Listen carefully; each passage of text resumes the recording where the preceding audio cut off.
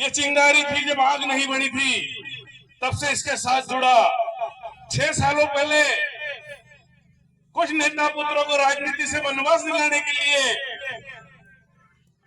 हमने तब की बीटीबी, आज की बीएपी से अर्थिंग जोड़ा और उसका परिणाम ये आया, वो चिंगारी आज आग बन गई है।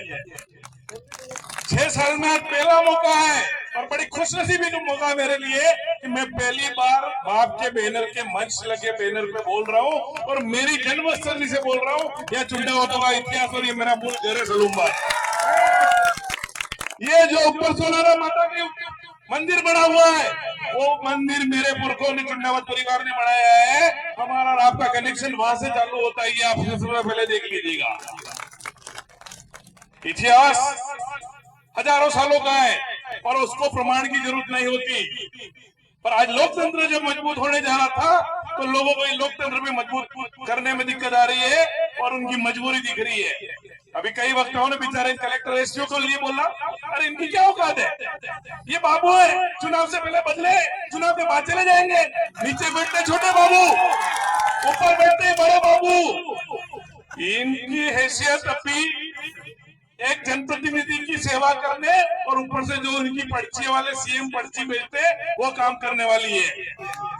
इनको चुनाव में सिर्फ इनकी टेबल पे जो अशोक चक्र लगा हुआ है उसकी जगह सिर्फ बीजेपी की झंडी नहीं है, बाकी पूरा काम ही एक जैसा कर रहे हैं। इनके पीछे समय व्यर्थ करना बेकार है। अपना समय आ चुका है, उसकी पहले बात करो। अपनी लड़ाई जो थी, आज भारत आदिवासी पार्टी के विधायक दल का नेता भाई थावर चंद जी जो विधानसभा में हमारी पार्टी का नेतृत्व करते हैं, उस चुने हुए जनप्रतिनिधि का अपमान किसी कर्मचारी के द्वारा इन नेताओं ने कराया है। उनका बदला समय और वक्त लेगा और आप और हम सब मिलकर लेंगे और वो समय बहुत जल्दी हमारे बीच में आ गया है। बात लोकतंत्र को मजबूत करने की है, लोकतंत्र को सुरक्षित करने की है। और मैं पिछले कुछ दिनों से देख रहा हूं कि यहाँ के निर्वाचित जनप्रतिनिधि, एक सांसद तो हमारी बात को पूरे देश में फैला रहा है, हमारा क्षेत्र के पिछड़ेपन को कैसे दूर किया जाए, कैसे काम किया जा रहा है। और एक सांसद है कि ऊपर से आई हुई पर्चियों को डेली पढ़ता है, साफा बांध बांध के अपनी बात कहता है। इतने दिन तो एसी में बैठा, पके पकाया माल खाया और अब उसको पर्ची मिलती है और वो बैठ के वो बात कर लेता है कि जरा सारा ठेका ले लिया। पहली बात सांसद जी आपको कह देता हूं कि आप जो ये गलतफहमी क्षेत्र में फैला रहे हो वो गलतफहमी आप निकाल देना। ये शांतिप्रिय कौम है, उसको आप आपस में लड़का के भड़काने की कोशिश मत करो। साथियों, अपना काम करे जाओ। ये रगड़ा अपने आप निकलेगा, पंचायत राज में निकलेगा, उपचुनाव में निकलेगा। हमने तो लोकसभा चुनाव में राजकुमार जी के चुनाव में कह दिया उसी दिन कि अगली बार 13 से कम नहीं है, 8 3 है। और परिवर्तन आया है। आज इस सभा में मैं एक दिख रहा, पर ऐसा मत मानना आसपास ये वीडियो से जहाँ जा रहे हैं उनकी ताकत भी मुझे बेचती है। जनजाति वर्ग अकेला नहीं है, यहाँ का स्थानीय आदमी जो आपके साथ बरसों से कंधा से कंधा मिला के रहता था वो आपके साथ है।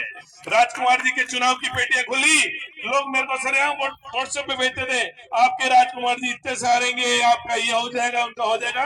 मैं कहा भैया 4 तारीख का ही राजकार। मैंने उनको वो चुनाव के परिणाम भेजे कि किस बूथ से क्या क्या निकला है और कोई बूथ बाकी नहीं है। ब्राह्मणों का पूरा वोट 123 वोट राजकुमार जी को, पाटीदारों का पूरा वोट 150 वोट राजकुमार जी को, ओबीसी के कलालों का वोट 75 वोट राजकुमार जी को, और गांव के गांव पलटे हैं। तो ये है लोकतंत्र की सच्ची लड़ाई। थोड़ी डर लग रहा है, पर्ची को थोड़ी शांति रखना, बहुत पुराना बैकलॉग पड़ा हुआ मेरा। तो साथियों, अब समय आ गया उसको हिसाब पूरा करने का और सामने कोई बचा ही नहीं है। आप जिसकी लड़ाई कर रहे हो वहाँ भारतीय जनता पार्टी में कोई आदिवासी बचा ही नहीं है। ये जो भी है वो किराए के लाते हैं, या तो नेता पुत्र है या अफसर है, इनके पास नीचे से तो कोई है ही नहीं। सुशील कटारा, जीवराम कटारा का, कन्हैयालाल गौतम जी का, इसके अलावा अनीता कटारा कनक जी की,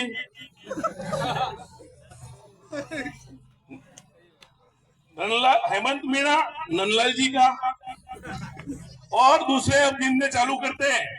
मन्नालाल जी नौकरी से, नंदलाल नौकरी से, अमृतलाल जी नौकरी से, डूंगरपुर चुनाव लड़ता है बंसीलाल नौकरी से, चुन्नीलाल जी नौकरी से, इन और गढ़ता था तो कांग्रेस से भी उठा के लिया बेचारे। तो इनके पास सामने कोई नहीं है, कोई नहीं है मैदान में। अपनी कार्रवाई चालू करो। 13,000 का हिसाब हम यहाँ 26,000 से देंगे। चलो मर का और ये समय आ गया।